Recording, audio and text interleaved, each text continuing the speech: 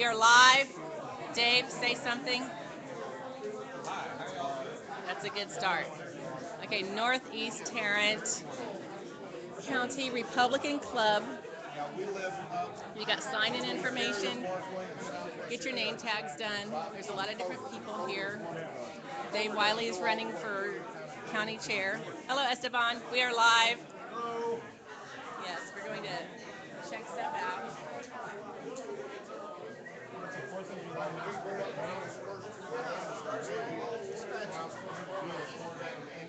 That is a neat idea. Oh, here. Okay, so it's a raffle or door prize? It's not technically More of a raffle. daffle. It's not technically a raffle. A door prize. We'll call it a door prize drawing. A Star Spangled Spatula. There you go. But then it's, a door prize. Excellent. It's a donation for the door prize drawing. Yay. I need to get plugged in.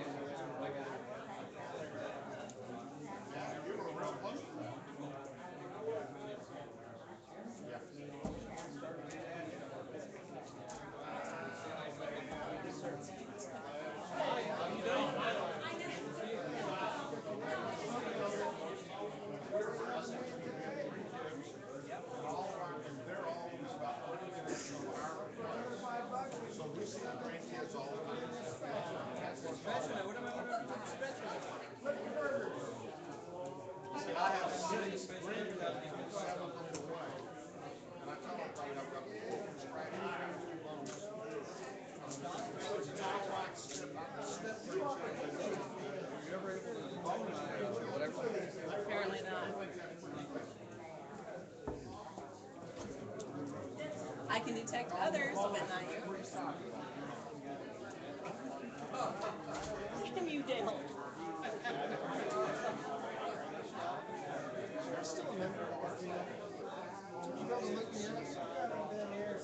I know.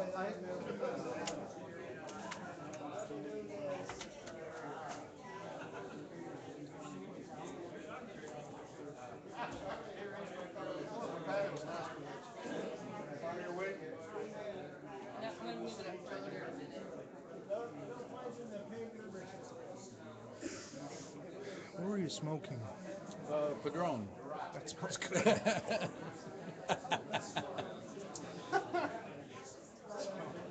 can see your camera right there, and I kept to David, what were you smoking? She goes, Padron. I'm like, that smells good. Right in camera.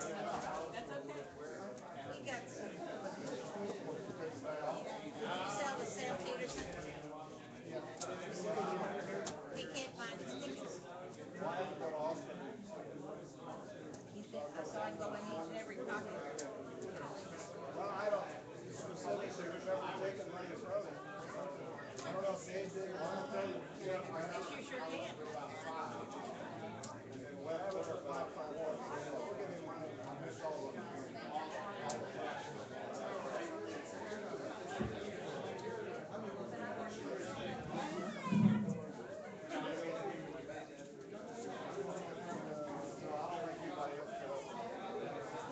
All right, we're going to get started in a minute. If you guys finalize your snack and drink locations. Wow, I'm not used to being obeyed here at the mic. It's shocking. Yeah, I'll tell myself that. I'm going to let our county commissioner introduce us and welcome us to this room. Hey, thank you, Dave. I just want to welcome everybody to Precinct 3, and it's kind of a new time for y'all, a new place, and we appreciate you being here. We don't do a lot of meetings at night, but this whole room will seat about 150, including the room next door, where we're holding voting right now. So it's been very well used. We've been here almost a year. If you haven't been here, welcome, and y'all have a good evening, and that's, I just want to tell you thank you and welcome. Thank you.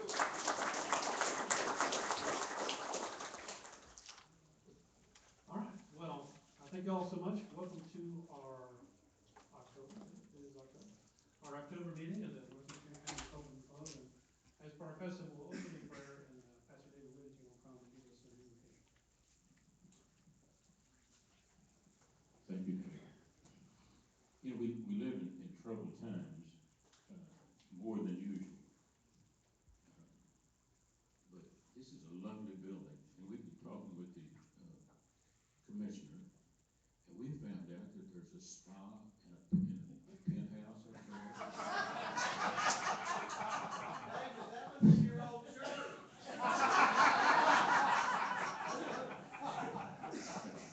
Hey, it's a tough time, tougher than usual. I know it's always tough to be a public official.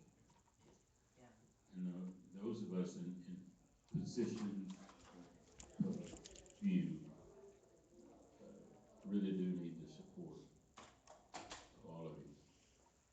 As a pastor, we're already under the gun, we know, and have been for a good while.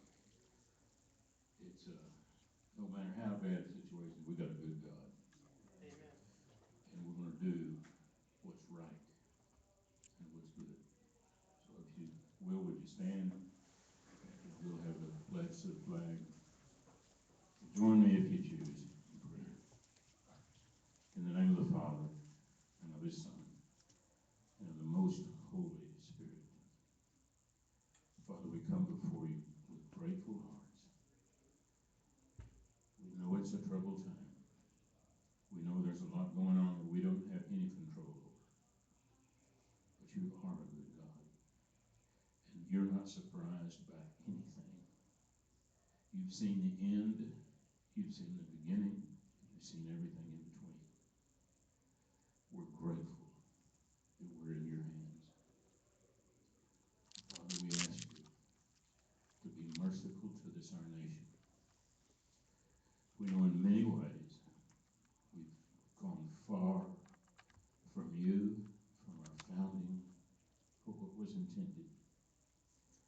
And now we perceive clearly what was not all that clear just a few years ago, that we are losing our liberty. It was given by you.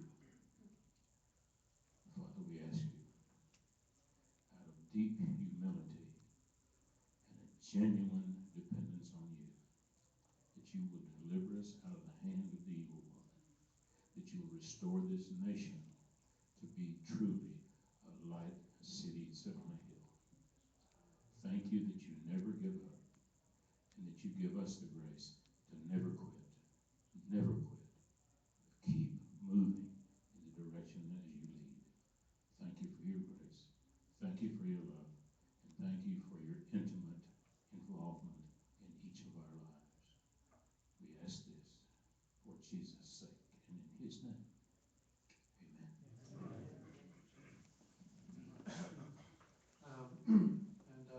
Chuck Morgan is going to lead us in the Pledge of the American Flag. Please face the U.S. flag.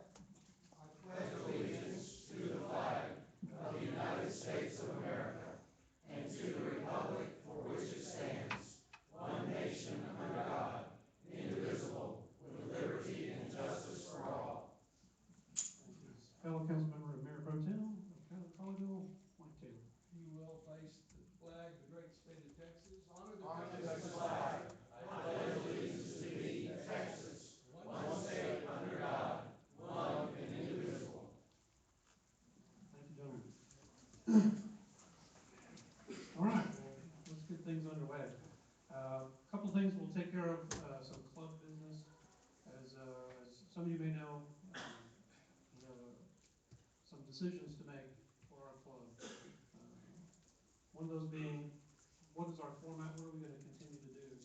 It's been suggested by many that we meet at a location that would be suitable for dining. A lot of people have said that the time we meet, it would be good to have where we have a meal, either a buffet or some other type of meal. So we had a meeting with the executive team and decided that we get a sense of the membership, how the membership feels about returning to having meetings where we have a meal together as a part of our meeting. And so if you're a paid member, just let me know by show of hands, who would be interested in returning to that format where we have a meal together on this night? All right. I would say that's a pretty strong majority. Who's opposed? Any opposed to having a meal? Do we have any idea about a location that was, I mean, that was the. And that rolls to our next item. So our next item is. There's going to be one question after that too. Right, yeah. So our next item is, for us to do that, we have to find hopefully a permanent location to do that. And this is most certainly going to be higher cost for us. Our dues right now are really pretty low. $10 individual, $16 for a couple. And for a long time, because we are blessed by having inexpensive places to meet, it really was not an issue. We can't do that anymore. It's, everything is going up. I'm sure everybody realizes that.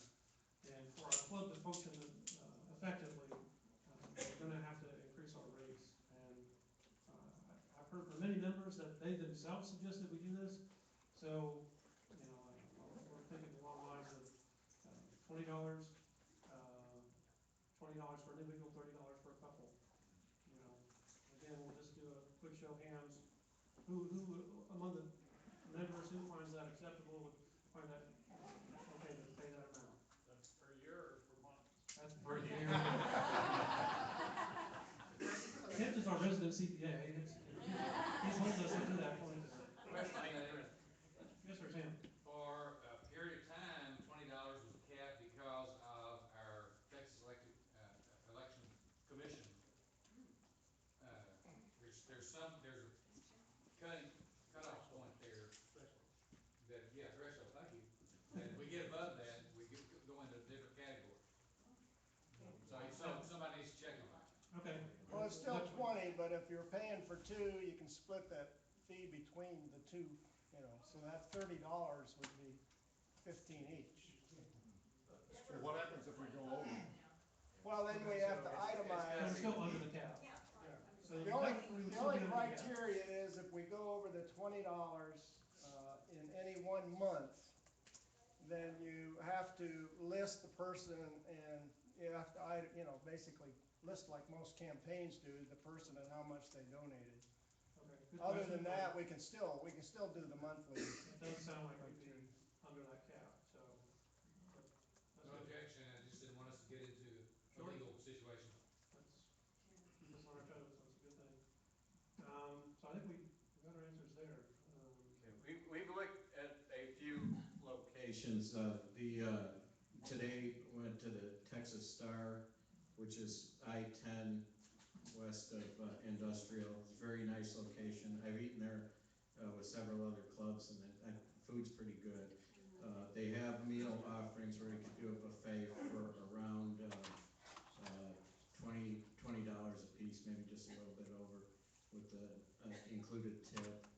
And the churches are getting really skittish about having any political meetings, so meeting space is getting hard to come by, and a lot of the clubs are going to get jammed up. And that's why this forum here is very important. That's because going forward, the TCGOP probably moving into a headquarters where there may be meeting space may be real critical for some of these other clubs that's going forward. But since there is a large interest in eating, I think that's one we may pursue going forward. We'll be meeting here again next for the November meeting, and then the December will be the Christmas party, and then we're going to start booking and trying to find a location for us starting in January. I think a bigger question may be if you go to someplace like the Texas Star and you're doing a buffet, what happens if you don't have people show up that have made reservations or head counts, and are they going to require a pre-head count? Yeah, and they have a minimum of 25, so we usually have about 50 at these meetings, so we do need to get half the people to commit. And Mona, at some of the other clubs, they bill you if you've RSVP'd for a meal and don't show up and pay for it.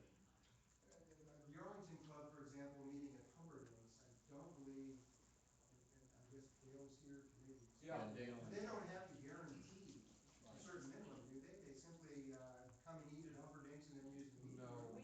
any regular group will No, no, I'm pay. just saying that kind of an arrangement. That is correct. Well, if anybody has any, I've explored a number of locations, like Spring Creek would be marginal size-wise, but they want everybody to eat. The room's free, but they want every single attendee to eat, and if we weren't getting a high, meal rate, they'd probably, kick us out. Some of the other, looked at, Dave and Buster's, they required a meal and everyone had to eat.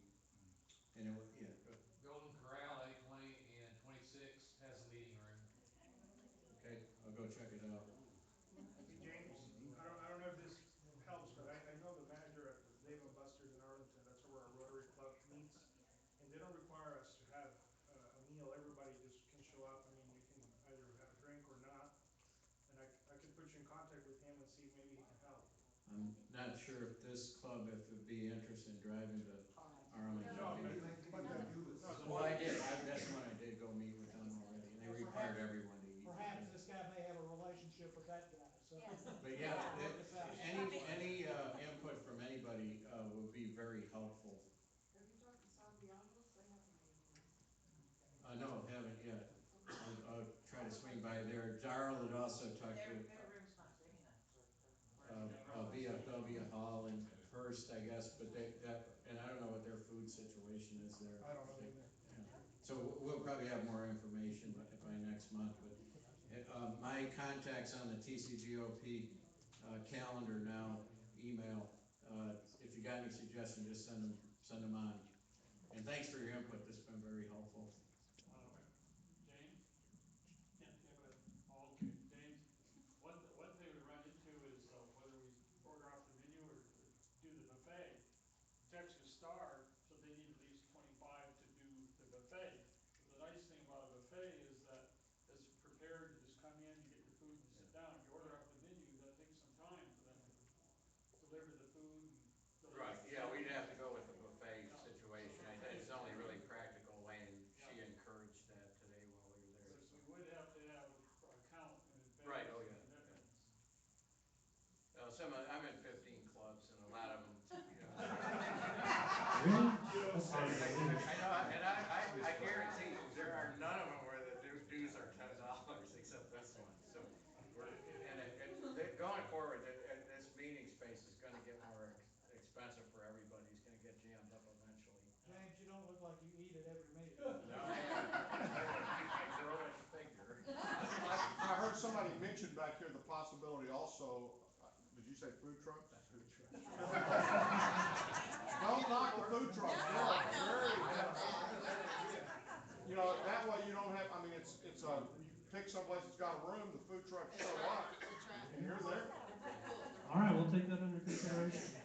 One other item, club business, we had a nominations committee meet to go over possible candidates for our officers for next year.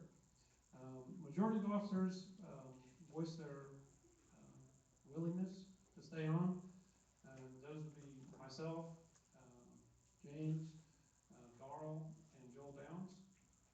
And Tracy was not able to stay on as our membership chair, and so the committee met and we picked a name out of the hat. But Janet Easton has graciously volunteered to serve on the membership chair. We accept the nominations by acclamation. So we have a motion to accept these candidates by acclamation for our officers for next year. Any second? Second. Okay. Anybody? I'm terrible at Robert's rules. I'm really showing my weakness in this regard. They're a guideline. At any rate, hearing no opposition, I will declare that by acclamation, our officers are hereby voted in. Take it out now, too late.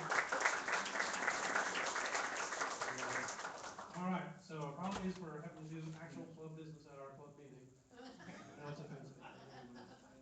All right, so real quick, we'll go through our room and have elected officials introduce themselves, and we'll just start here on my right. Thank you, Mr. President. Mike Taylor, I am Mayor Pro Tem of the great city of Colleyville, which is located chair of the great precinct of 33 and 23. The great county of Tarrant. Sir? The great county of Tarrant. Well, I was listening to the commissioner here. Red County, Gary Vickers, County Commissioner, Precinct 3. All right, keep on. John Edmund, South Lake City Council. All right. I see some elected people in the back. Go ahead. I'm Mike Sinha with the 360th Family Court, on the ballot next year. Thank you. David Halverson, State Republican Executive Committee, Senate District 12. Jane Huston. Melody Wilkinson, Judge of the 17th District Court. All right. We'll keep on going. Glenn Whitley, Tarrant County Judge. Don Cosby, Judge of the 67th District Court, and I too am up for re-election. Dr. Shefty, City of South Haven, council member. Connie Burton, Senator, District 10. Hey. You're great, Connie. Happens every time. Senior District Judge. Steve Outlaw, SRC 9. All right. Mona Bailey, Precinct Chair 3333, and tonight I'm representing Kelly Hancock. He wants you to know about his event tomorrow night. If you haven't made reservations yet, it's from 6 to 7:30 p.m. It's at the Back 40 Smokehouse. I tend to call it the North 40, so I looked it up to make sure. It's the Back 40 Smokehouse at 8021 Main Street in North Richland Hills. They always have a good band, and even though it's noisy, it's fun, and they have that good barbecue. So do plan to come. If you haven't made reservations yet, you can email Janie, Janie, @kellyhancock.com, and she's still open for reservations. All right. Thank you very much. And he's our speaker here next month. Kelly. And I'm Chuck Margaret, Colleyville City Council, and Precinct Chair for 3390. Is there any candidates for office that are here present? You stand and introduce yourself and let us know what race you're running for. I know you want to. All right. All right. So we'll leave it at that. Our meeting tonight is going to be a forum for the race for the GOP chair for Tarrant County. And I think these guys know each other. They hung out quite a bit. I think they've done this rodeo several times. So we'll keep the introductions minimal on my part and give them their time. So we're going to do about 5 minutes for these guys to introduce themselves, let you know who they are and what they believe in. And we'll do Q&A directly from the audience. So there's no filters here other than, basic decency. So we will ask you to leave. But then another 3 minutes to close. So James, who won the 20? He opens and closes by coin toss. Opens first and closes first? Okay. He being Tim O'Hare. All right, well, if, we'll just have Tim come up. Tim, introduce yourself, and Dave Ron will have you warming up this evening. All right, thank you, Dave. Well, good evening, everyone. I am Tim O'Hare, and I'm running for Tarrant County GOP Chairman. Let me introduce you to the most important person in my life, who is here right here with me, and that's my wife, Kristen. She always gets far more applause than I do, and deservedly so. She truly is the rock of our family. So, tell you a little bit about me, tell you about my experience, tell you about what I want to do as Tarrant County GOP Chairman. So, first and foremost, I want everybody to know that I'm a Christian. My faith is the center of my life, and I hear people talk from time to time about leaving their faith outside of their public office, and I don't know how you can do that if it's a true faith. So my faith is part of what I will do in public office. It's part of what I do as a business owner, and that's number one. Number two is family. You just take a look at my little postcard, my little push card, and you'll look on the back and you'll see my family. Myself, my wife, and our 3 children. People ask me, why are you doing this? And I will tell you the reason I am running is because of my family. We need strong, conservative Christian leaders to step up and run for office at every level, from President of the United States down to precinct chair and everything in between, and it's very important. So that's number 2. Number 3, I'm a conservative, and I have been conservative my entire life. When I was in public office, I enacted a lot of conservative policies, supported a lot of conservative policies, and we'll probably touch on some of those tonight. For those that don't know, I moved to Tarrant County. I guess it was, what, a year and a half ago. We bought land here, I think about 4 years ago, from Dallas County. And I can say unequivocally, Tarrant County is a much nicer place to live. And that's not knocking Dallas County, it's just a nicer place. And this is where we're going to raise our family. We didn't just wake up and decide we were going to move to Tarrant County on a Tuesday morning. I mean, we did a lot of research, a lot of study, talked to a lot of people, and decided to make this our home where we wanted to raise our family. So this is where we will be. We did not move here for political reasons. We moved here because we thought this was the best place to raise our family. And we love it here. We truly do. It is a fantastic place. So that's kind of me personally. Talk to you a little bit about my professional career. I went to the University of Texas and got a finance degree down there. Went to law school at SMU. And the way I make a living, 2 different ways. I run a law firm, and I'm a real estate investor. I haven't quite figured out what to call it yet. I don't know if it's a real estate entrepreneur, real estate developer. That sounds a little bigger than it really is, but I'm a real estate investor, and that's how we make a living. And some people ask me, do you have time to do this? And here's the good news. So I was the mayor of Farmers Branch. A lot of you know that, some of you may not. I was also on the city council there before that. And that is a full-time job. And I was able to do both full-time jobs. Fortunately, my professional life, I've added more people to my law firm. The real estate business is going really well. So yes, I absolutely have time to do this. I wouldn't do it if I didn't have the time to do it. Whatever time is needed, I will give. So that's a little bit about me professionally, personally. We're members of First Baptist Grapevine. We teach the pre-K class there. I teach maybe a stretch. We babysit the pre-K class there. But we really enjoy doing that, and we're active members of the church. Great church that we're part of. So what I want to do as Tarrant County GOP chairman, well, I tell you, I think a strong county chairman or chairwoman needs to be able to do 4 things. 1 is raise money.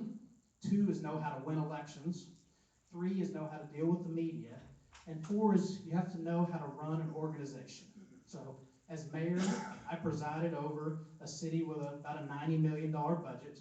As a private business owner, I set the budget every year. I'm responsible for bringing in the money and raising the money. As a candidate for office, I can tell you, when I ran, I raised more money than my opponent every time. And I ran about 8 or 9 campaigns. And when I say that, I was never a paid professional political consultant, but I ran people's campaigns. And I don't mean I ran them in a way where I offered advice here and there. I mean, I really ran the campaigns.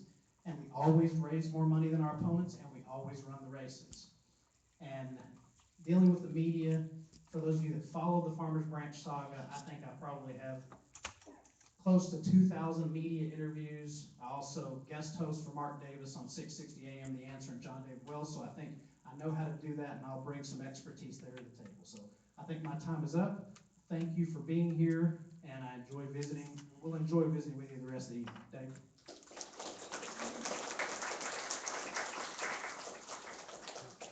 Thank you, Tim. I am David Wiley, and I'm running for the chairman of the TCGOP. And I've been in Tarrant County all my life. And about half of my life, I've been working with the Tarrant County GOP. I've been a precinct chair in Arlington and Mansfield, and now Arlington again, since 1988. And I've worked with many of you precinct chairs, building the database of all the voters.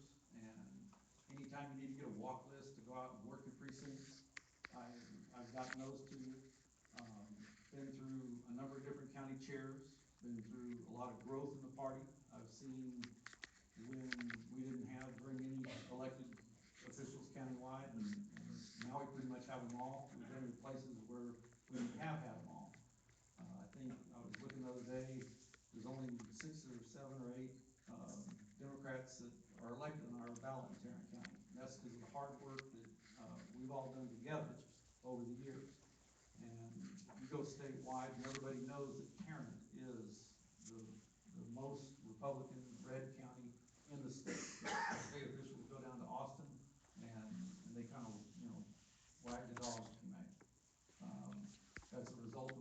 all done together. Understanding how we've gotten to where we are today is very important in helping us move forward to where we're gonna go tomorrow. It's easy to talk about winning elections in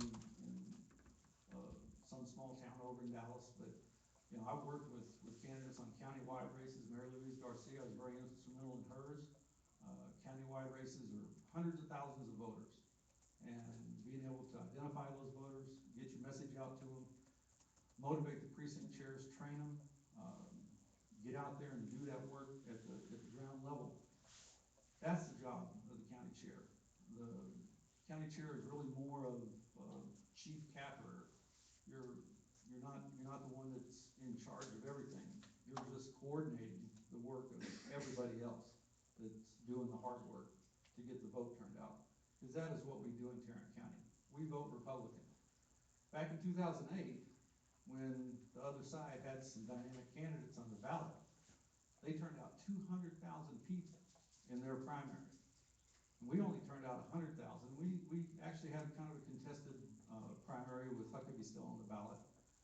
And so if the Democrats come up with viable candidates, we're gonna have to know who our voters are, where they're coming from, what our ground game is, and where we're going.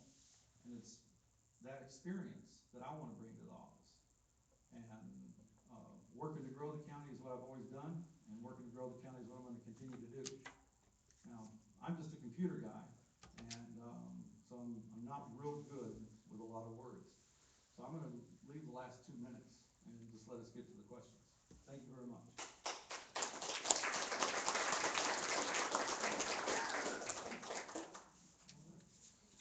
Okay, so we're gonna turn this over to you guys and have you answer questions for the candidates. So we'll try to keep this in order. Raise your hand if you have a question. As long as we focus on issues, it's good to ask questions of both. If you do have questions for individuals, you know, let's keep it issues focused. Okay? Mona, go ahead. Well, I'm always interested in fundraising, as everybody knows, so how will you go about raising funds for the party? I'll see. Well, the vote is for both, so I know. We're looking Dave for, Okay, go ahead. you gotta switch. Okay. There we go. Over the years, the Tarrant County Party has depended heavily on donations from the grassroots and from, you know, city fathers, if you may. Having been a member of the Lincoln Council over the years, back in the 90s, I was a member of the Lincoln Council. And for the last 5 or 6 years, 6 years, I think I've been a member of the Lincoln Council. I personally have contributed heavily to the party.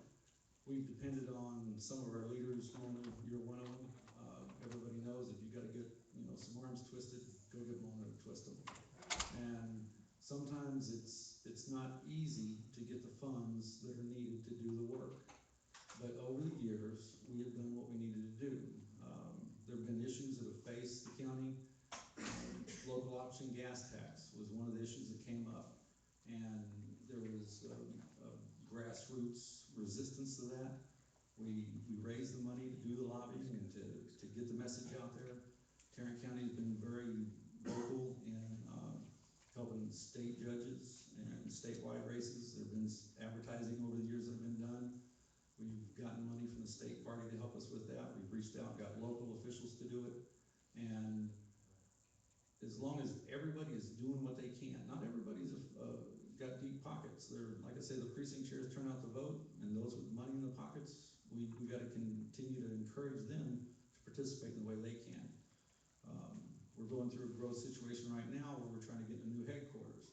We've been doing a personal outreach, and we're going to see how that works out. But including everybody, giving everybody a voice will help us to make certain that we can be as strong as we've always been. So, how to raise money for the party. The Lincoln Day dinner obviously does a fantastic job, which you are well familiar with. But we've got to add a fundraising event. And the fundraising event that I want to add is a family barbecue outdoor picnic style thing. And I don't have all the particulars down, but we need to get more people than just the Republican Club people and the precinct chairs. We need to open it up and bring people from all over the county. So that's one fundraising thing I would like to add if I'm elected county chair. Second thing is, they say that 50% of success is just showing up. So you've got to be willing to go knock on doors, go sit down with people, have lunch, have coffee, and ask. And so I'm equally comfortable in a room with a billionaire as I am with someone that gives $20 and that's a real struggle for them. And so you ask, and you repeatedly ask. I think a third thing that's underutilized, under-marketed is, and I think something that I will help bring to the table is more of a marketing approach. So the Lincoln Council, very few people know what the Lincoln Council is outside of precinct chairs and Republican clubs. But there are lots of Republicans throughout this county that would love to give money, join something like that. We've got to market it and promote it better. And marketing and promoting is not put it on the website and that call it a day, or mention it at one precinct chair meeting and call it a day. It is a continual, nonstop mentioning it everywhere you go. And if I'm elected county chair, that's something that I will try to grow, and I think we can double that in a year easily. Next question. Bill. Yes, I have a question about an important topic for the whole region. Now I know Farmers Branch was part of DART, and there has been a long-standing process planning for rail all over the Metroplex, some 200 and approximately 50 miles of rail all over. There have been, it's been a long, ongoing process. I wanted to ask you, Mr. O'Hare, how do you stand on the issue of mass transit and these rail systems all over the Metroplex? Good question. So I'm not a fan. DART came into Farmers Branch when it was voted in when I think I was 10 or 11 years old. They had another vote 3 or 4 years later, it was voted in again. So when I was mayor, I think it was when I was mayor, yeah, I'm pretty sure it was when I was mayor, the Green Line arrived in Farmers Branch. It opened for business. And prior to it opening, I sat down with a member of the DART Board of Directors and asked him what would be the process for us to get out of it. And what I found was it would have been unbelievably expensive, and Farmers Branch would have been on the hook for debt for decades to come. So what you're dealing with there for Farmers Branch, I can speak to that. Cities get 2 cents of sales tax for every dollar sales tax. So 1 cent for Farmers Branch went to DART, 1 cent went into the general fund.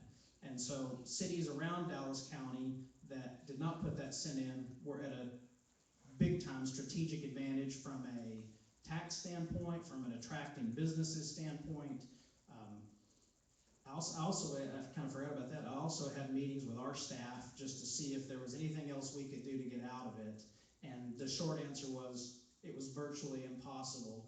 Not a big fan of it, but I recognize the rights of cities to vote what they want to vote for. It's not something that I would promote because it is subsidized at a far greater rate than roads are. And I think it's Plano is the worst example of it. I think they spend about $36,000 a year per rider. So I don't think it's a good financial investment. I don't think it works in an area this large.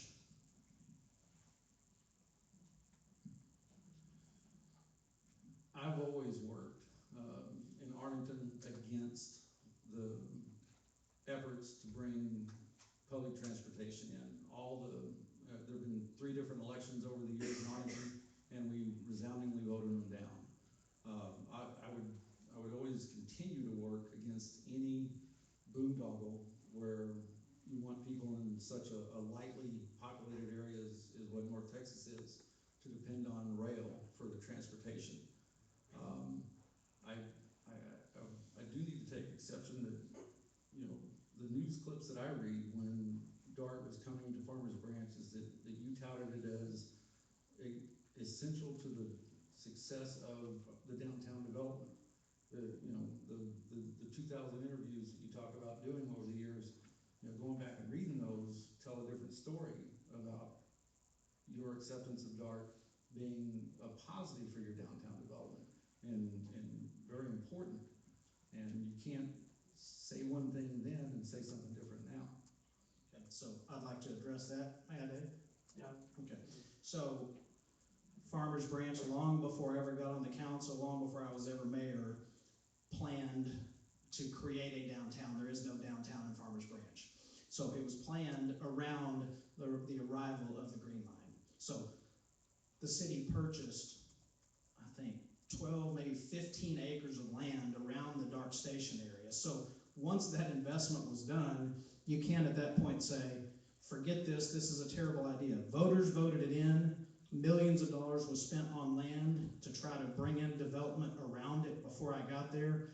I can't at that point as the mayor responsibly stand up and say, I think Dart's a terrible idea, even though it was voted in. We're not going to develop this area where we purchased the land. Let's sell it off. Just wouldn't work, wouldn't be responsible. Yes, sir. Tim, you mentioned a couple of minutes ago wanting to kind of broaden the reach of the Republican Party. So kind of on that note, Barack Obama and the Democrats kicked our butts twice with mementos. And it's a demographic that Republicans, if we want to win in 16 and beyond, have to capture. So to you and to both of you really, what is your plan engaging with the younger segments of the population, bringing them into the Republican Party and making them Republicans for life? So, great question. The Republican Party is known amongst many people as the party of the rich white people. Now, we all know that's wrong. We all know that's ridiculous. It's true. And you can look at who our presidential nominees are just to shoot that down. But that doesn't stop the narrative. It doesn't stop the Democrats. How many of you watched the "What's the Best Way to Screw Up America" debate last week? They're going to play the racial politics. They're going to say they're for the young people. Well, young people can't find jobs. So what do we do? What is my plan to address that? I'd say probably threefold. One is we need to attract young people to be precinct chairs. We need to have a definite outreach to bring them in. Not to replace older people, not to replace people who have been there forever, but places where we don't have them, places where somebody doesn't want to do it anymore. That's number one. Number two, I want to put a Republican Party booth at every festival that goes on in Tarrant County. Mayfest, Grape Fest, Arts Fest, every festival, and put in the booth young people that are excited about the Republican Party, that like to talk to people, that like to engage with people. So that's number two. Number three, I think the fundraiser that I talked about, where you can bring young people in and families in, is another way to reach out to them. And then four, I want to put together a committee that tries to establish Republican clubs at every high school, and I know we're not going to hit every high school, but at every high school, every college, community college in Tarrant County. Recently it's been brought to my attention that even though when I was in high school and drove people to the polls for Reagan, and that got me started in this political thing, and I started as one of those youths, and I've been working at it ever since, that I'm really not any longer one of those youths. I thought I represented the youth of the party. But I do understand what it takes to get involved and the mindset that you're in when you're young, or when you have a young family, or once you get mature. And for that reason, I put together a program that we're going to be implementing in this convention cycle. 2 years ago, I was the chairman of the Senate District 10 convention, and we brought together 800 delegates from all over the district. It was the largest convention we had as far back as we can remember. But we could have had 1,200 delegates, but we didn't have enough people participating. And for that reason, I've got a program that I'm going to be working with the people at the county office to put in place this cycle, where we're going to go to the high schools, we're going to go to the colleges, the community colleges, and we're going to encourage the government classes to offer to the students the ability to participate in the precinct convention process, which happens the night of the primary. Or in the case of if they move the primary, we'll still have the precinct conventions on a regular schedule. If we can get those young people, the students, to be involved in that, and to understand the process, and to get to be delegates to the Senate convention, and then even challenge them to apply to get to be delegates to the state convention, that will make an impression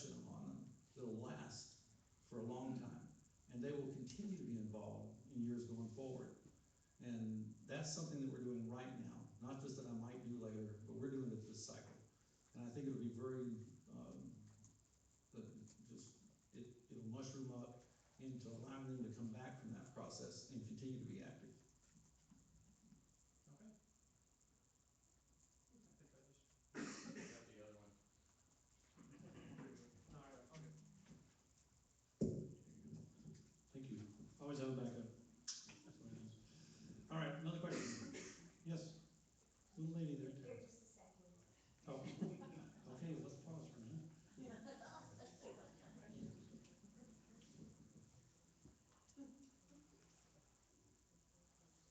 Yes, sir, at the back. We'll get back to you, young lady. There's an increasing amount of Hispanic people moving into the area. By and large, speaking from experience, as I am born and raised in Costa Rica, we are raised as Republicans, but somehow the Hispanics continue to vote Democrat. What is the plan that you have to reach out to the Hispanic population?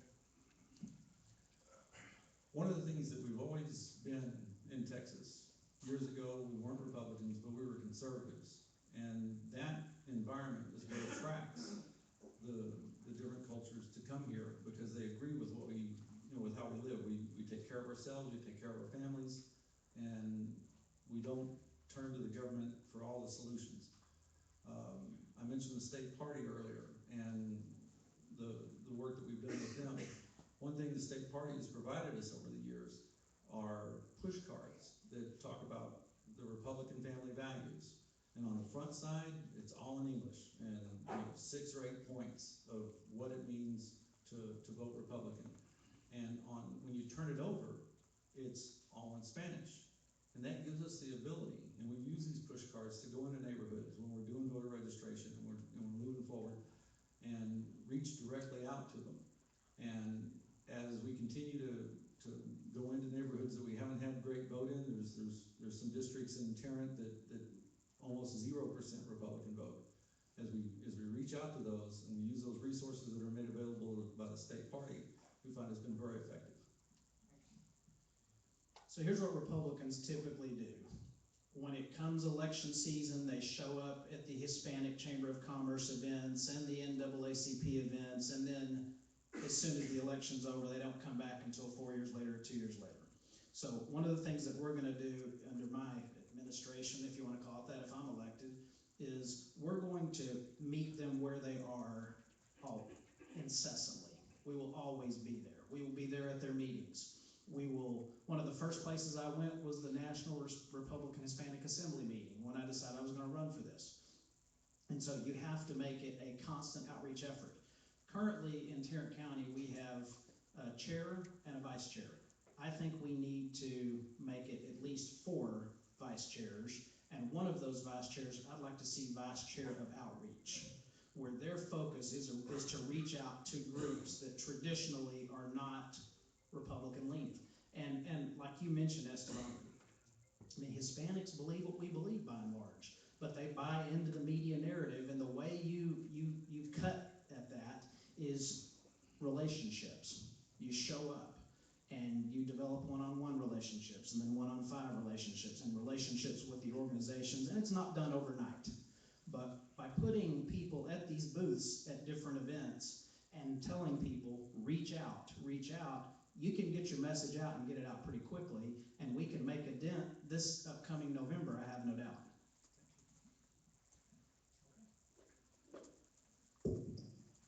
Have your question ready? Yes, sir. All right, go ahead. Okay, so I've been listening to you guys answer your questions, and I've looked at your push card, and I found out that you guys believe in pretty similar things. But everybody knows in the end, only one of you is gonna make it to office. So this is a question for both of you. Why do you think that you would do a better job you be better for Tarrant County than the other person? What do you think makes you special? My wife would have to answer what makes me special, I guess, but I guess here's what I think I bring to the table. I know how to run an organization. I know how to do marketing. I know how to motivate people and inspire people. And I know how to lead. I have been a leader since I can remember. I mean, I was the captain of the baseball team in 6th grade, and I can go on and on and on with stories like that. I've always been a leader. That's just the way I was born. That's something that God said, you're going to be a leader of people. So I bring that to the table. I also know the political game, and I know how to raise money. I've done it before. I've done it successfully. We've always done better than the opponents that I ran against or the opponents of the people that I managed their campaigns against. And I think finally, I think, and I'm not going to say I have more energy than David, I bring an energy to the table that I will not rest until I think I've done as good a job as can be done. When I was mayor in Farmers Branch, I was the same way. I will give it everything I have when I'm in office, and my wife will be there to support me 100% of the time, and she's great at that. And together, we're going to do everything we can, not to just make Tarrant County keep it red, but to make it redder and to be the premier county party anywhere in the state of Texas. You're welcome. And I'm very positive that Tarrant County is in a great place. We've got two great candidates, and it's so much better than not having anybody willing to do the job at all. And we're going to come out of this even stronger. This is the first time we've had a contested county chair race in 20 years. It's always been that the vice chair has been nominated to be the new chair, and then they get elected. And there's not been a whole lot of, sharpening of the swords and the competition between two people kind of thing. But the issue that I bring is that as Tarrant has accomplished what it has, and has become the predominant Republican force in Texas. Wait, there's dramatic music. Yes, I queued that up. And I have been involved in that. I've helped to bring that. But it's not about me. I've worked to bring together people who as a group we've accomplished this. And if I'm elected, I will bring those groups together, and everybody will contribute, and everybody will produce, and everybody will have the reward of continuing to be the strongest county, and we will continue to lead. Go ahead. I'm a veterinary leader and precinct chair, and I have one definite question. How do you get your precinct chairs to be a precinct chair rather than an election judge? I hold the record in Tarrant County for running 2 primaries with 0 votes. Thank you. The service as area leader is something I've done over the years as well. And an area leader manages precinct chairs. They can fill in the empty precincts, they get the precinct chairs to get out there and do the work they need to do to turn out the vote. And what goes into training a precinct chair, finding out how they can work their precincts. We've got precinct chairs who are 21 years old, we've got precinct chairs who are 80 years old. Not the same things work for every precinct, but working with your chairs, getting an understanding of how they can reach out, helping them produce a mailer, helping them produce a letter to hang on the doors, or just get them a list where they can, and training them how to get block captains to take it out. These are all ways that we've always done it and will continue to do it. It's basically listening to your precinct chairs, hearing what they have to say, and moving them forward. So training is one answer. You provide multiple training opportunities. It's not one training a year, it's not one training a quarter. You provide as many trainings as you can in a variety of different subjects. But I think it starts before that. And I have talked to countless precinct chairs who tell me they don't know why they do what they're doing. They go to the meetings and they don't know why they sit through it, and they don't want to come back, and they're thinking about not being precinct chairs again. And the first thing you have to do is inspire them. When they leave those executive committee meetings, they ought to be inspired and excited and ready to go work for the party, ready to go work for candidates. And with a lot of people, that's not what's going on now. So you got to change things up a little bit and find ways ways to inspire them and excite them. Whether you give them some tasks, you create some new committees, you put some new people in vice chair roles, that's one way to do it. That everybody in this room knows that we have the best ideas for how to run a country, for how to run a state, for how to run a county, for how to run a school district and a city.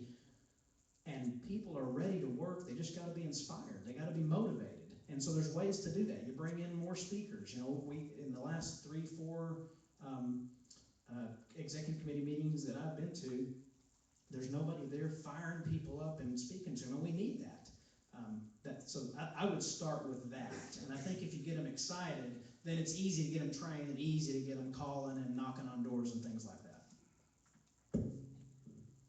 All right, we have time, I think, maybe for one more question. I've already asked one, so. All right, Darrell? Well, as an area leader and a precinct chair, I find our database of voters is pretty lacking. The last time I went to TCGOP, or not TCGOP, but the state, to get phone numbers and merge them with our current voters, we end up with 50 to 60% of the phone numbers being bad. And that's a primary way of contacting people. And I'm trying to figure out how to get a more current database so people aren't making a lot of calls to disconnected numbers. And that takes a lot of work. I've done that myself. And all of a sudden, you get frustrated at the end. So is there any plan to get a better database for our precinct chairs to work from? That's a great question and a great idea. And so here's what I would tell you about that, Darrell. You've got, how many Republican clubs, how many women's Republican clubs, how many Tea Party groups with email lists. They are constantly getting new people in there, and the party needs to work closely with all of these groups and share email lists. And people need to put out at every club multiple times a year, please give us your new email address or your new address or your new phone number. And we need to all work together, all of us. Dave and I know this very well, there's 20 Republican clubs, whether it's women's groups or Republican clubs in the county, they're very active, but I don't see, other than the clubs get posted on the TCGOP calendar when they're having events, I don't see this strong, cohesive working together. So they're not working against each other. It's not that they don't like each other. Just we need to all work together and gain some symmetry there so we can keep up with that better. And then I think from the TCGOP standpoint, you can look, Denton County is a great example.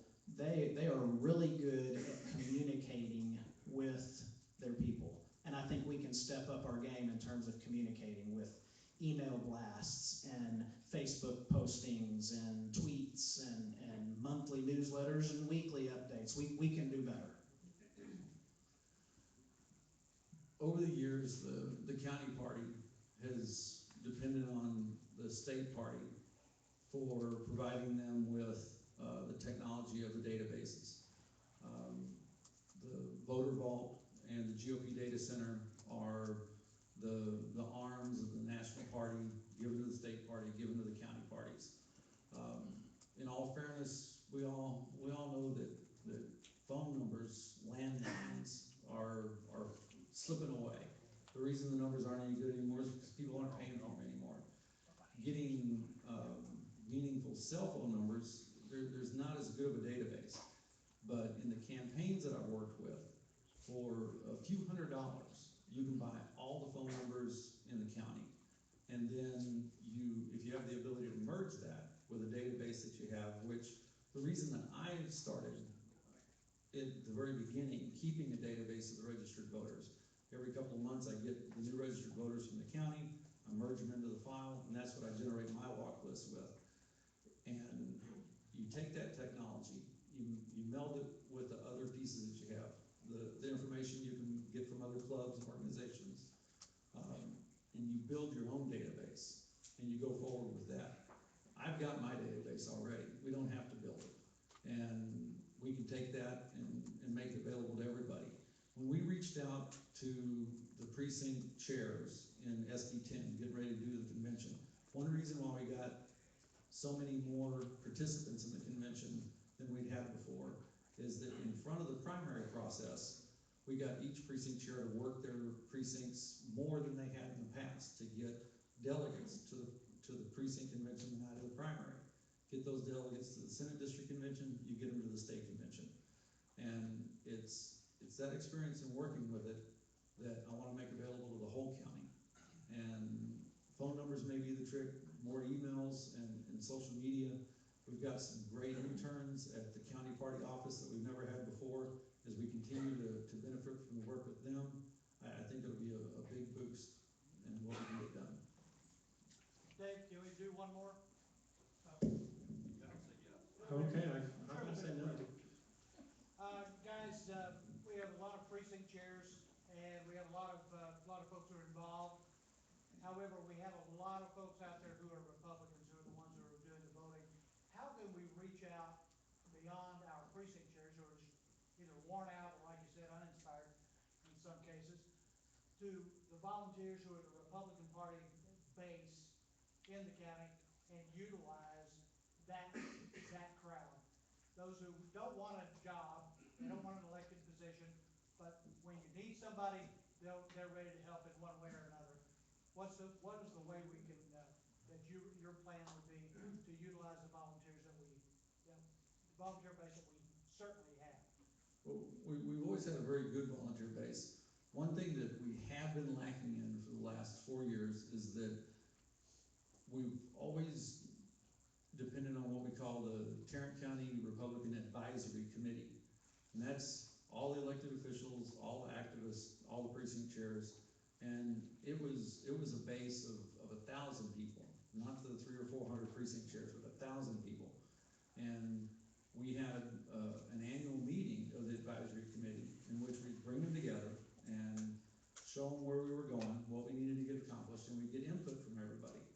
And so once again, it's including everyone that will allow us to get the most strength and do the most work and have the most effect.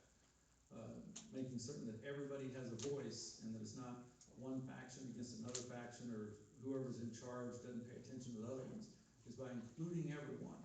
And I think that Tim and I have both been reaching out as candidates will do. But as long as we continue that outreach to the clubs and organizations and let them know that they've got a place at the table as well, then we can get the best turnout from everyone. So the Republican Party of Tarrant County is not just the chair, the vice chair, and the precinct chairs. The Republican Party is those people certainly, and they play an enormously important role, but also the presidents of the Republican clubs and the women's clubs, the vice presidents, the secretaries, the treasurers, the elected officials, the county elected officials, the judges, the city council members, the school board members, and the voters. The Republican Party needs to open its doors to everyone. And the only people that know there's an executive committee meeting are people on the executive committee and elected officials. We need to let people from all over the county come. We need to invite them. We need to bring them in and show them how to get involved and put them on committees, not just precinct chairs on committees. And they're great, and I'm certainly not knocking them, but we need to get everybody involved. So the second thing you do is, and I would tell you, I've already been doing this, and it's you build relationships with the elected officials across the county, with mayors and school board members and council members. And I've been doing that, and I've got a great network. I know a lot of folks from my time as mayor, but I've also met a lot more during this campaign and even before this campaign. And you reach out to them to get people involved. And, you know, picking up the phone or sending an email out to this council member or this school board member and say, hey, we need some help in your area. Give me some names of people who have worked on your campaign. That's huge, and I don't think that's being done right now. We'll do that.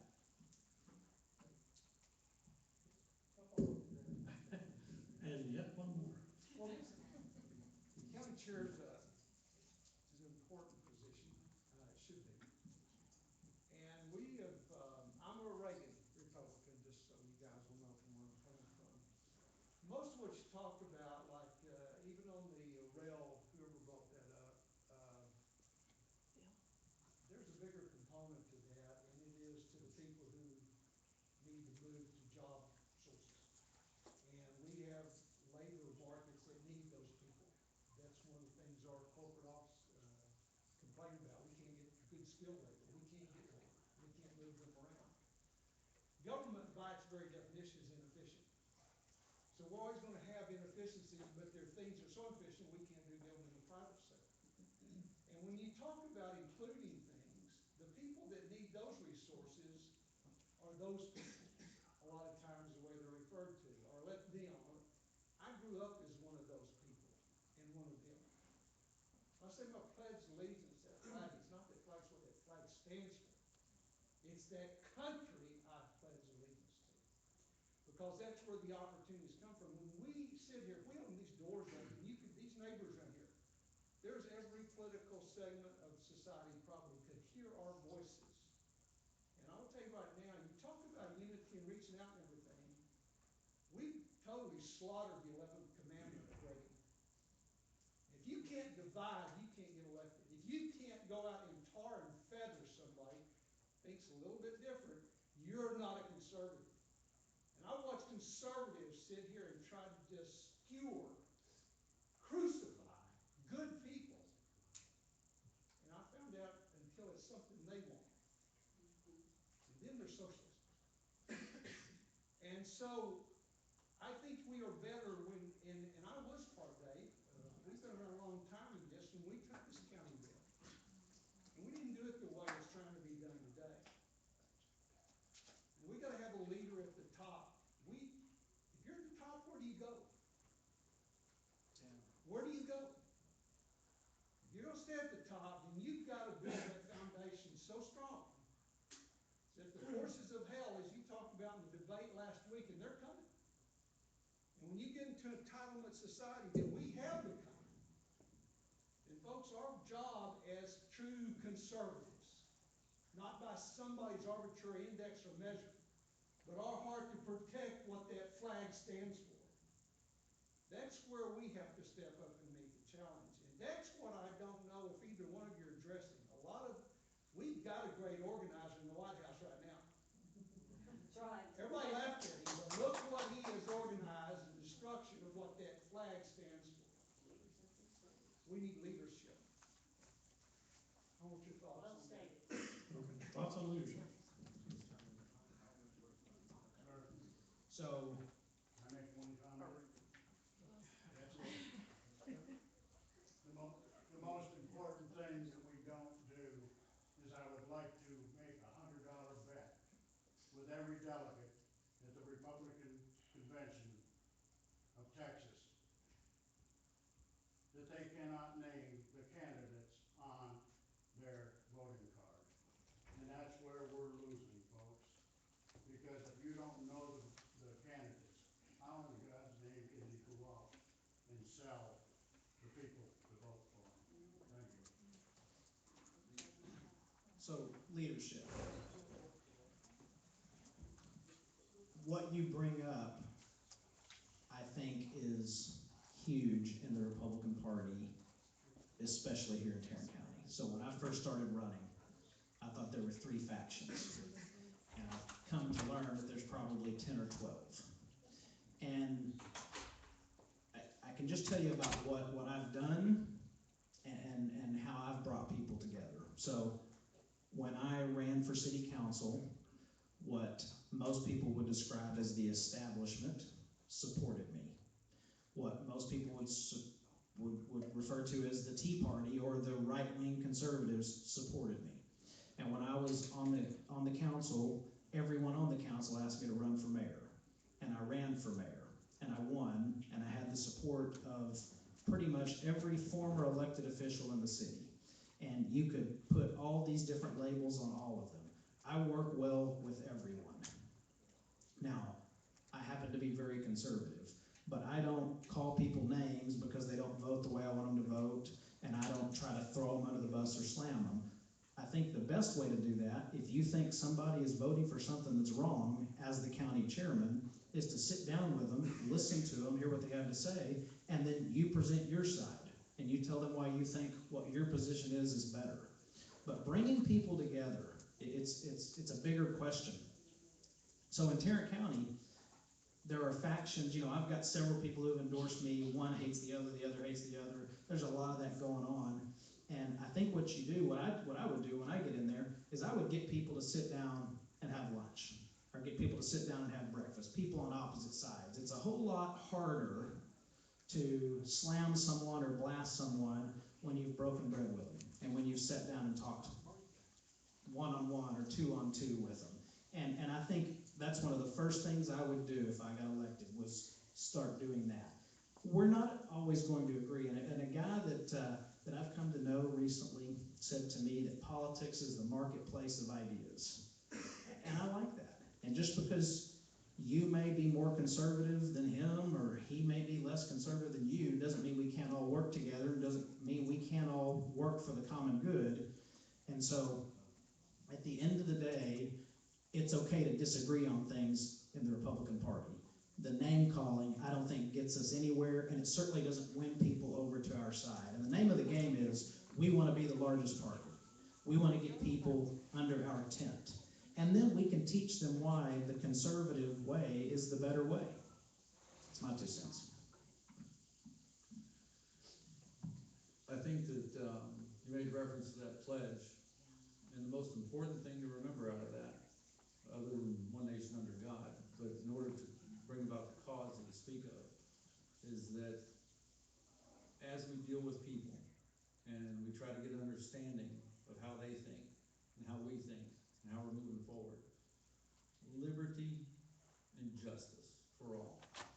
If what you're standing for is taking liberty away from somebody else, then you've got to readdress that. If you see that the issue at hand is a toss-up, look to what brings that liberty forward, and that will always get you to where you need to be. That's what my core is. But the factions that he speaks of are present. It's our challenge to find out what is important to them, homeschoolers, Christian right, whatever they are, and get everybody to be able to have a voice and have input. That's what we did at the Senate District 10 Convention, where people who've been excluded were included, people who've been contentious were calm, and from that, we built a stronger convention, we had a stronger result. I think that Tarrant County is strong today from where we've been, but it's all the people that are in it with good intentions and good thoughts and hard work that's going to make us even better going forward. Okay, that's it. All right, now, that being said, I'd rather have too many questions than really dead silence. We've got some good stuff going on out here, very good questions. But it's time for us to wrap up, so we're going to go ahead and move into closing statements, and we do have at least one announcement to come afterwards, so don't run out the door just yet. So I'll let these guys spot it in. Okay, I'd like to thank y'all for having us out tonight. I've always enjoyed coming out here to the Northeast Club ever since it was known as Mona's Club over there at Glenview. And I know it's much more than that, but I do look forward to being able to get a little dinner though. That would be a good thing. You hear a lot about how this is the most important election of our lives. And I hope that every election we're ever in is the most important election of our lives, ongoing. But the thing that we're facing here today is that 2 years ago, Texas was recognized nationwide as being that big red state that was just insurmountable. And the Democrats, those other guys, the bad guys, they put $30 million into battleground Texas. And they came to Texas to try to register voters to turn Texas blue. Texas is already blue, just like the rest of those blue states you see on the maps. Every national election we see the county by county maps where everything's red and those little spots of blue at every urban center. Texas has its urban centers: Houston, Austin, San Antonio, El Paso, Dallas. They're all blue, just like the rest of them. The advantage Texas has is that we have enough other rural areas to offset those blues, as long as the urban center that's Tarrant is red. If brought their $30 million to Tarrant and just spent it all right here and left all those other things alone and overthrown Tarrant and turned Tarrant blue, Texas would have been blue. That's what we're facing today. You know, a year from now, they could have done that. And where would we be? We need to do what we know how to do. I know how to do this. Please choose me for your county chair so that I can make sure that Tarrant stays red. Tarrant gets redder. And as Tarrant goes, so does Texas. Thank you very much.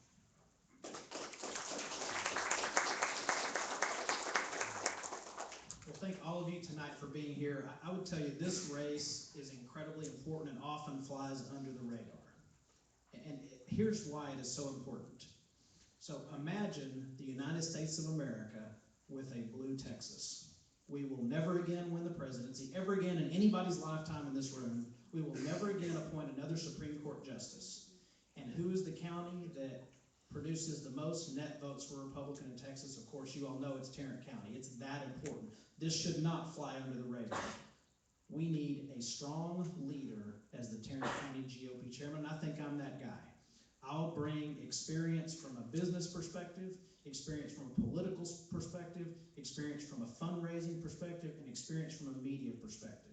And I promise you that I will work tirelessly to not just keep us red, but to make us redder, to make sure Texas stays red, and we can continue to do the things we do here that make our area so good. Another thing that I will do, Democrats go to the polls in the local elections, and they know who the Democrats are.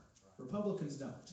Okay? I think it's time that the county party makes sure that people know who the Democrats are and who the Republicans are running for school board and running for city council, and that's something I'll bring to the table. I would love to have you look at my website, electtimohare.com. Check out my endorsements. I would love to have yours, and I'm endorsed by many of you in this room, and I thank you for it. And I promise you, if you elect me, you will never find somebody who will occupy that seat that will work harder at it. I promise you that. So thank you for being here. Good night.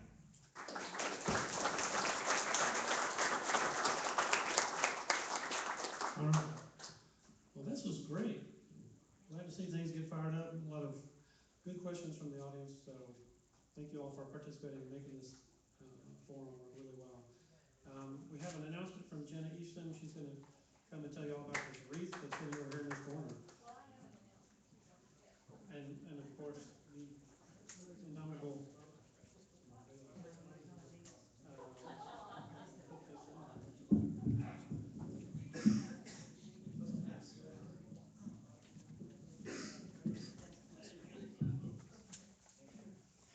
Can you hear me okay?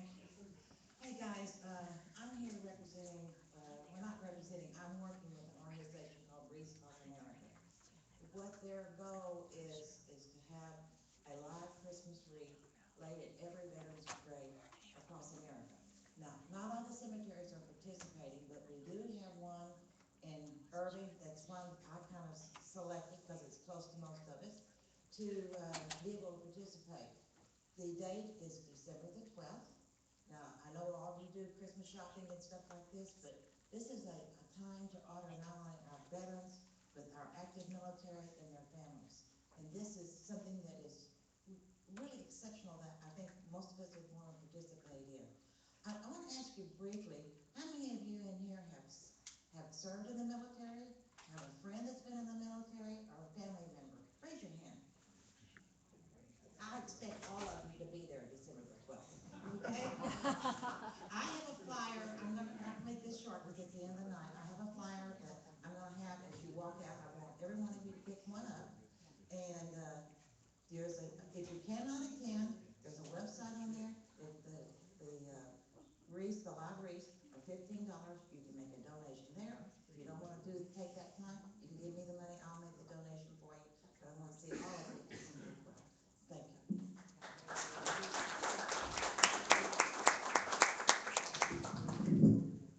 Those work, but yeah, this one, it's a hot one. Okay, when I made the announcement earlier about Kelly Hancock's fundraiser tomorrow night, it is a fundraiser. It costs money.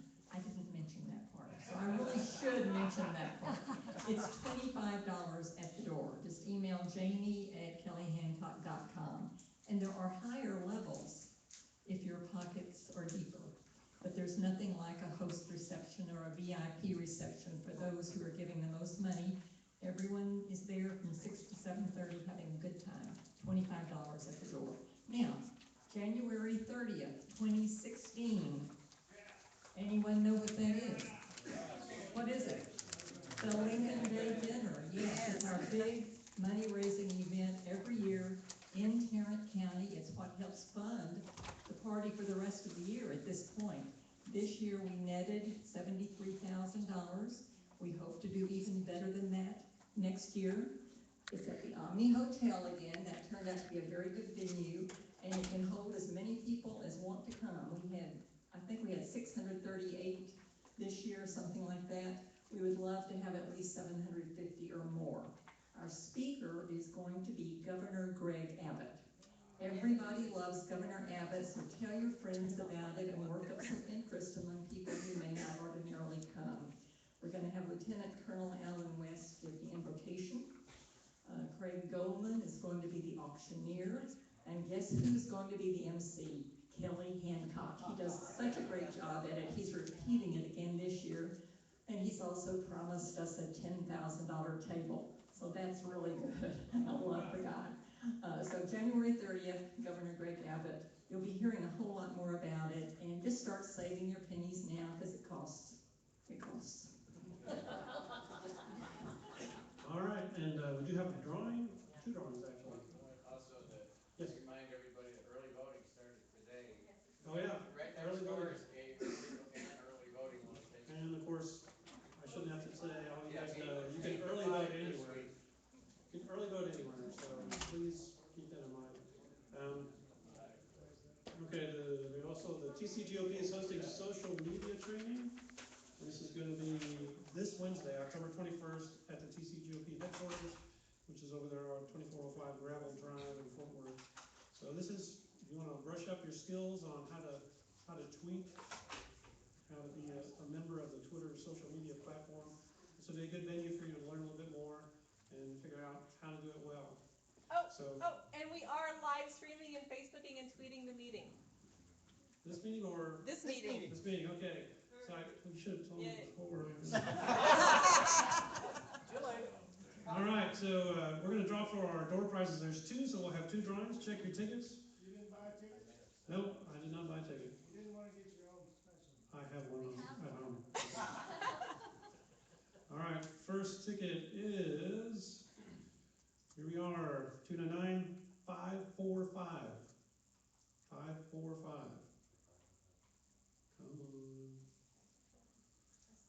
Peterson, he left. Yes, all right, let's try it again. I'm not letting you go until we draw. All right, 299-521. 521.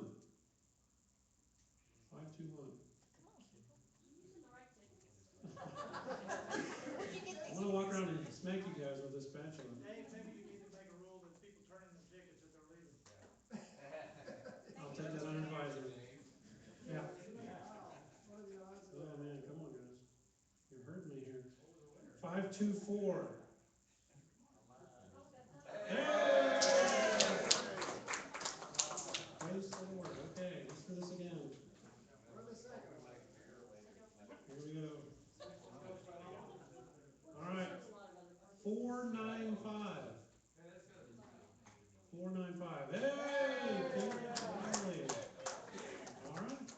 Well, again, it was said before, but just a reminder, we will be here again next month. We're still seeking input for a permanent location. And Kelly Hancock will be our speaker. She's going to fire everybody up. He'll probably mention the Lincoln Day Dinner. I bet he will. So until then, yes. Just remind folks, we have higher dues. We start collecting dues for the following year next month at our meeting, so please bring your wallet. All right, and December will be our annual party. You must be a paid member to attend the party. So if you haven't signed up for this year, we will, it's TBA until this point till we I believe we'll be having it at Justice Lerman's house at noon. We need to confirm with her the actual date. Charlie, you're probably there on Sunday. Yes, Mr. Halverson. Dave, just if you enjoyed this tonight, not tomorrow, but the next following Tuesday, the Republican National Hispanic Assembly will be holding an additional forum for these two county chair candidates at the Old South Pancake House on the 22nd, Tuesday night, 7 o'clock. All right. If you didn't get enough. All right, guys. Well, thank you all so much for coming, and got a lot of questions. Thank you.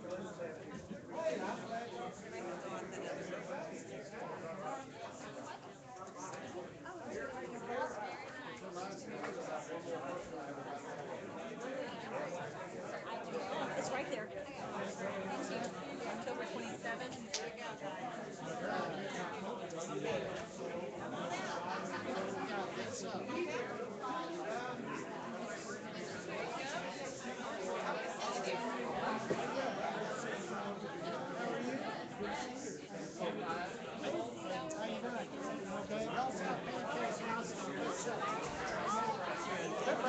That's right.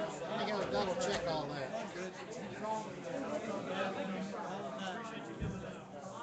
Okay, now I don't want to trick you up. I'm gonna do this.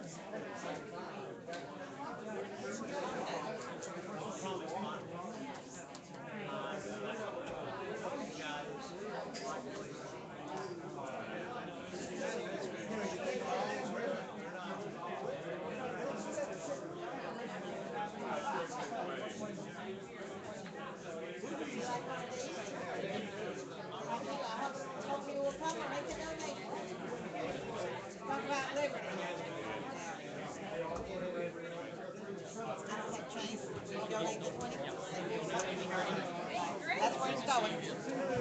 I picked up one last week, so yeah.